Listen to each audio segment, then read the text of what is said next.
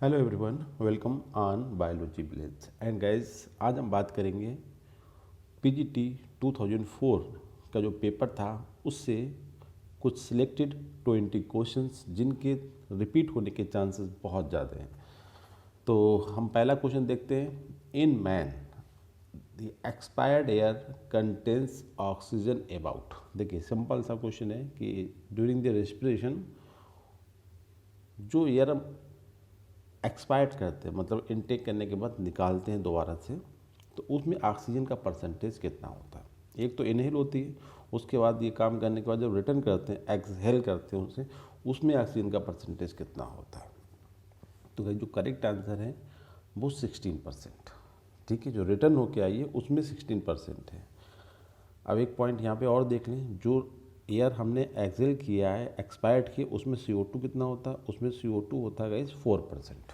ध्यान रखना दो बात, एक्सपायर्ड एयर में ऑक्सीजन 16% और CO2 4%। हमारा जो क्वेश्चन था वो केवल ऑक्सीजन के बारे में था कि एक्सपायर्ड एयर में ऑक्सीजन की कंसनट्रेशन जो है 16% है। नाउ क्वेश्चन नंबर सेकंड में देख लें, जिससे क्लियर हो जाए। दूसरा इसके करस्पॉन्डिंग क्वेश्चन मैंने आपके लिए बनाया है। In man inspired air contains oxygen about. जब हम इनटेक करते हैं, हमारे माउथ में जब ऑक्सीजन जाती है तब उसमें ऑक्सीजन का परसेंटेज कितना होता है। तो गाइस, हम लोग जानते हैं कि जो एयर है उसमें ऑक्सीजन कितना है, 21% है, 21% है। तो सिंपल सा क्वेश्चन आंसर क्या हो जाएगा कि जो हम लेते हैं उसमें 21% होता है, जब हम उसे निकालते हैं एक्सपायर तो उसमें 16% होता है। इसी के साथ एक्सेल एयर में जो ऑक्सीजन हमने बताया था कि 16% होता है और आपका इंस्पायर्ड एयर में 21% होता है। ठीक है। अब इसके अपोजिट जो CO2 था एक्सपायर्ड एयर में, वो 4% था। मतलब हमने जब निकाला पूरा रेस्पिरेशन बॉडी से अंदर से घूम के आने के बाद रिटर्न किया तो उसमें 4% था। इसका मतलब CO2 तो लेके आती, जाहिर सी बात है उसमें CO2 कंसनट्रेशन बढ़ जाती, ऑक्सीजन कंसनट्रेशन गर्म गई। ठीक है, रिड्यूस हो, क्योंकि 21% गई थी और आई कितनी 16%। इसके अपोजिट इसमें CO2 कंसनट्रेशन जो होती है जब इनकमिंग एयर होती है, मतलब इंस्पायर्ड एयर होती है, उसमें 0.04% CO2 बॉडी के अंदर जाती भी है। आती ज़्यादा है, जाती कम। इस तरीके से ऑक्सीजन का अमाउंट जाता ज़्यादा है। इंस्पायर्ड एयर में 21% है, जब एक्सपायर्ड किया हमने तो उसमें 16% है। ओके, तो इन दोनों कंसनट्रेशन को ध्यान रखें, इनके रेस्पेक्टिव CO2 कंसनट्रेशन को भी ध्यान रखें, इंस्पायर्ड में और एक्सपायर्ड एयर में। नाउ क्वेश्चन नंबर थर्ड में बात करेंगे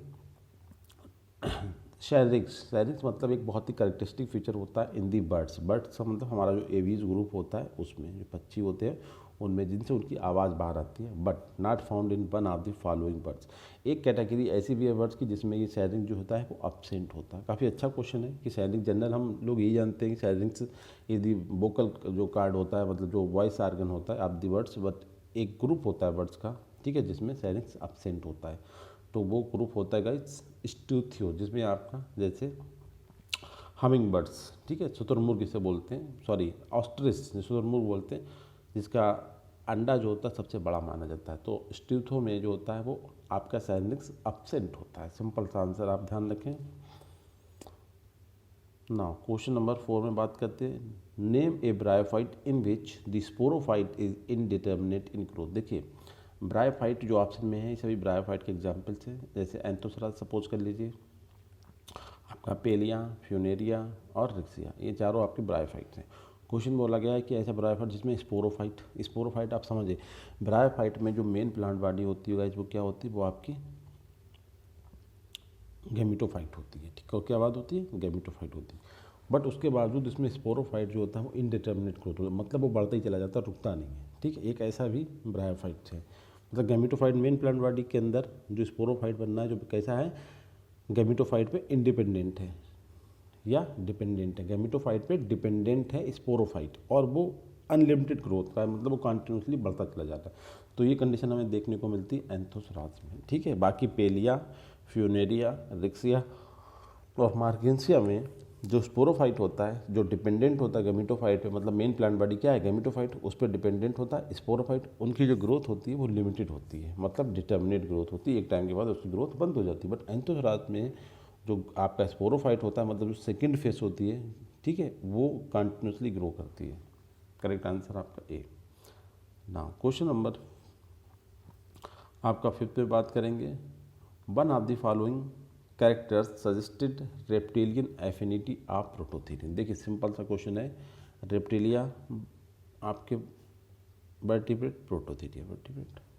अब एवोल्यूशन के अकॉर्डिंग जब हम एबीज, आपका स्पीसीज जो होता है मछली वाला ग्रुप, फिर रेप्टाइल्स में आते हैं, ठीक है, एम्फीबिया में आते हैं, फिर हम रेप्टाइल्स में आते हैं, फिर बेबीज में आते हैं, फिर हम मैमल्स में आते हैं, ठीक है। तो मैमल्स में क्या है आपके प्रोटोथीरिया, 3 टाइप के, Prototheria, Metatheria, Eutheria.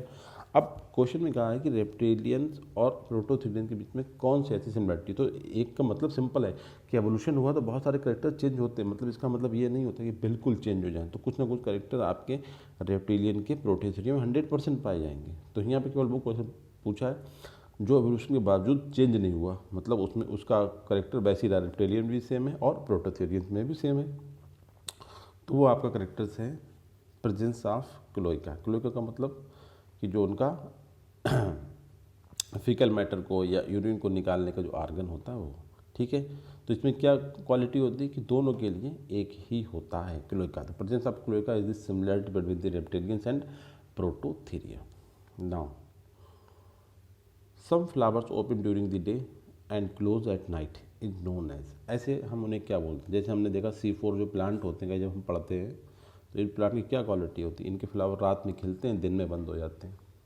Sorry, cam plant के जो होते हैं, ठीक है, फोटोसिंथेसिस पाथ में पढ़ाएंगे तो आपको बताएंगे कैम C4 C3 में क्या क्वालिटी होती है। बट इतना बता दे रहा हूँ, जो कैम प्लांट होते हैं उनके फ्लावर रात में ओपन होते हैं, दिन में बंद हो जाते हैं, ठीक है, क्योंकि वाटर की कमी को वो पूरा करते हैं, उसे वाटर की कमी को पूरा करते हैं, मतलब वाटर का जो लॉस होता है उसे रोकते हैं, ठीक है। अब हमारा क्वेश्चन ये कह रहा है कि some flowers open during the day and close at night. ये भी नॉर्मल सी कंडीशन है, अगर देखा जाए कि फ्लावर्स जो होते हैं वो आपके ओपन दिन के टाइम ओपन होते हैं और रात के टाइम क्लोज हो जाते हैं। तो इट इज़ नोन है, इस घटना क्या कहलाती है, मतलब लाइट का अट्रैक्शन है कि फ्लावर का क्लोज एंड ओपन होना डिपेंडेंट है लाइट पे। और इस घटना को अगर हम ऑप्शन निकालें, एलिमिनेशन मेथड भी लगा दें, थोड़ा सिंपल सा आंसर आप निकाल देंगे और इसका आंसर आएगा फोटोनेस्टी, ठीक है। और ये घटना पाई जाती है, जैसे आपने देखा होगा डैंडेलियन के फ्लावर्स, फ्लावर ऑफ सिस्टम नॉक्टर्नम के फ्लावर और फ्लावर ऑफ मून या मून फ्लावर, ये जो होते हैं सबसे इंपॉर्टेंट, आप डैंडेलियन फ्लावर को ध्यान रखें कि दिन के टाइम ओपन होना और रात के टाइम बंद हो जाना, मतलब लाइट का इफेक्ट फ्लावर के ऊपर इतना ज़्यादा कि ये फर्दर ओपन और क्लोज हो। जैसे गुलाब का फ्लावर होता है वो एक बार खिल जाता है फिर बंद नहीं होता, इस तरीके दूसरे जो फ्लावर्स होते हैं उसमें भी ऐसा होता है। बट यहाँ पे देखते हैं डेंडेलियन वगैरह में या सिस्टम नॉक्टर्नम में कि फ्लावर्स जो होते हैं वो दिन के टाइम ओपन हो जाते हैं और रात के टाइम बंद हो जाते हैं, मतलब पूरी तरीके से लाइट डिपेंडेंट होते हैं। This is called फोटोनेस्टी।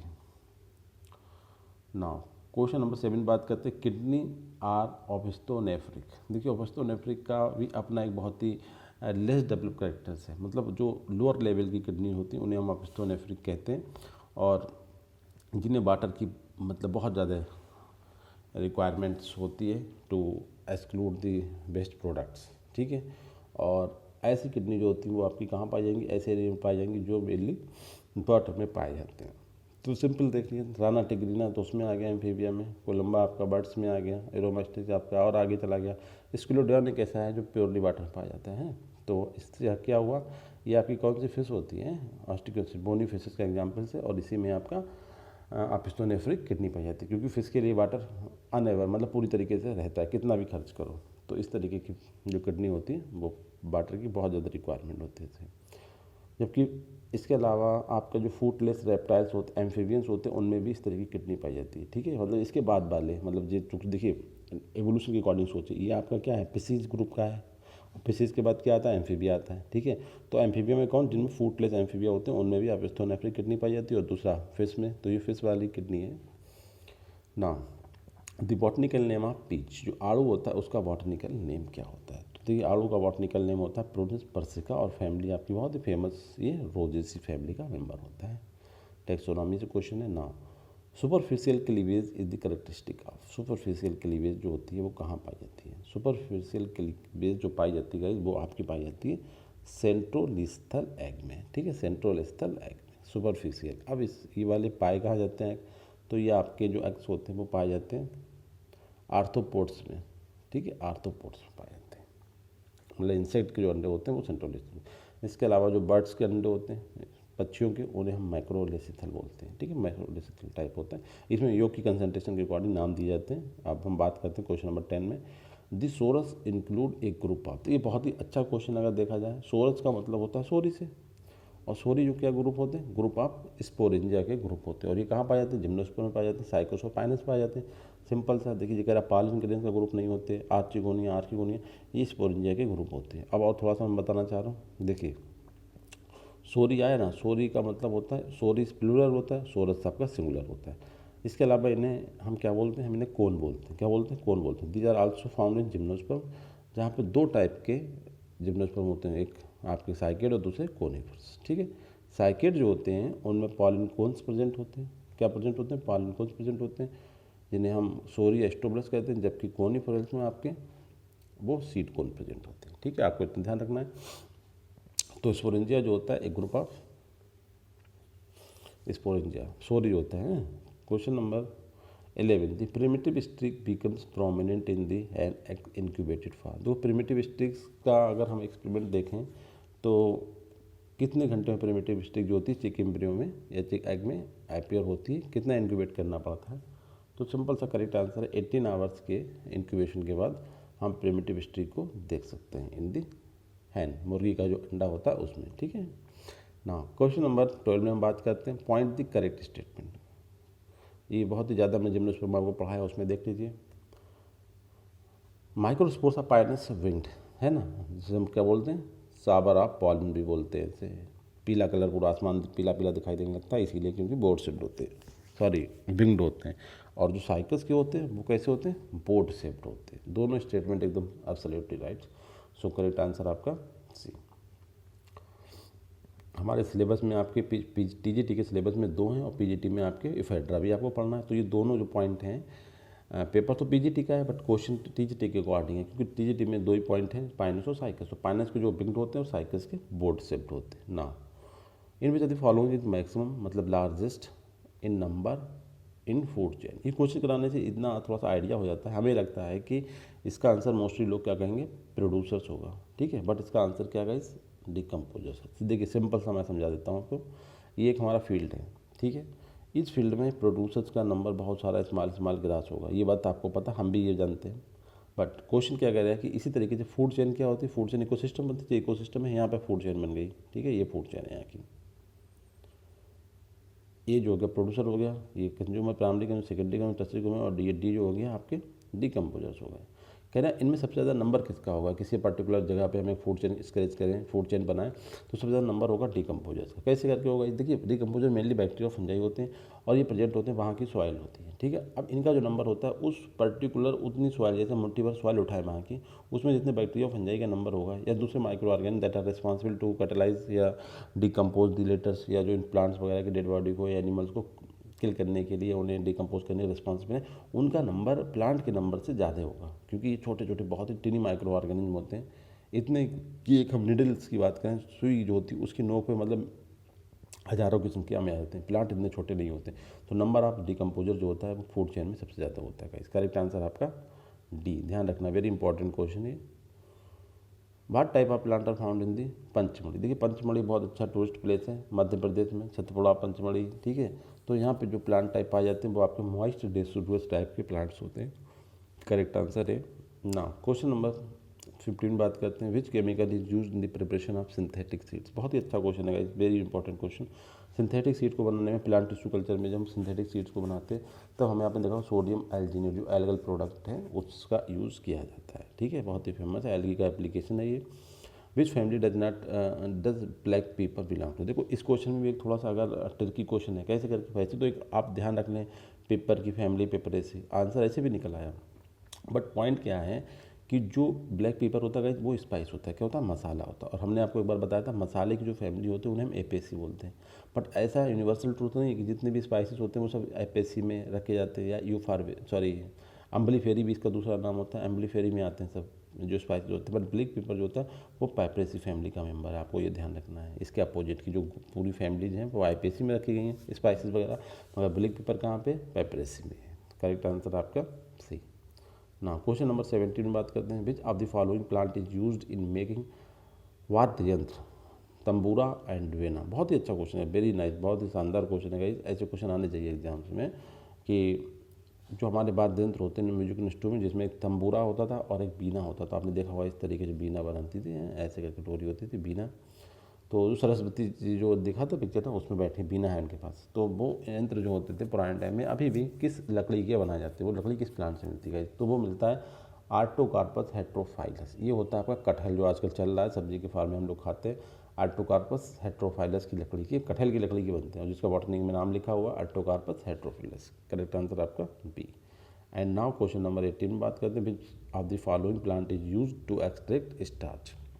देखिए स्टार्च क्या होता है, कार्बोहाइड्रेट की कॉम्प्लेक्स फॉर्म होती है स्पेशली इन दी प्लांट। ये किससे हम निकालते हैं, तो सबसे ज़्यादा देखिए स्टार्च तो हर कहीं पे होता है, ग्राउंड नट में भी स्टार्च होगा, व्हीट में भी स्टार्च होगा, शुगर खंड में भी स्टार्च होगा, बट एक्सट्रैक्ट करने का मतलब आता है कि जब हम कोई ऐसा प्रोडक्ट जो बिवरेज होते हैं, जो शराब आपने देखा होगा बनाया जाती है माड़ से, चावल से, तो उस कंडीशन में जो स्टार्च हमें चाहिए होता है, तो उस इंडस्ट्रियल लेवल जो स्टार्च निकलता है सबसे ज़्यादा पोटैटो से निकलता है। करेक्ट आंसर आपका ए। ठीक है, करेक्ट आंसर आपका ए। ना क्वेश्चन नंबर 19 में हम बात करते हैं, in which of the following is an essential element of the cell membrane. देखो सेल मेम्ब्रेन में हमने सुना होगा कैल्शियम पेक्टेट और मैग्नीशियम पेक्टेट और जो मिडिल लैमेला होती है, मगर उसमें भी सबसे नाम पहले आता है कैल्शियम पेक्टेट। जब ऑप्शन एक है तो वही वाला हम ट्रिक लगाएं जो पहले हमारे मुंह से निकल रहा है, कैल्शियम पेक्टेट होती है मिडिल लैमेला में। सेल मेम्ब्रेन, सेल वाल की बात करते हैं, उसी तरीके से सेल मेम्ब्रेन के अंदर जो सबसे ज़्यादा एसेंशियल एलिमेंट होता है वो आपका कैल्शियम होता है। करेक्ट आंसर आपका A, C, calcium. And now last question, stomata are found in aquatic plant. देखो स्टोमेटा एक्वाटिक प्लांट में क्या करेंगे, स्टोमेटा जो वाटर का एक्सचेंज करते हैं, ठीक है। अब एक्वाटिक प्लांट है उसमें तो वाटर की कोई रिक्वायरमेंट नहीं, बट फिर भी स्टोमेटा एक एंसेस्टर कैरेक्टर जो अपने उसमें आता है, और लोअर सरफेस जो कि वाटर कंटेंट उसमें तो नहीं होते, मगर अपर सरफेस होती है उसमें स्टोमेटा पाए जाते हैं। तो यहाँ पर प्रेजेंट आंसर है मोस्ट सुटेबल आंसर कि ना तो लोअर ना बोथ अपर सरफेस पे स्टोमेटा पाए जाएंगे कहाँ, एक्वाटिक प्लांट्स। तो इसी के साथ thank you very much guys, and I request to all please subscribe, like and share my YouTube channel biology village. Thank you very much.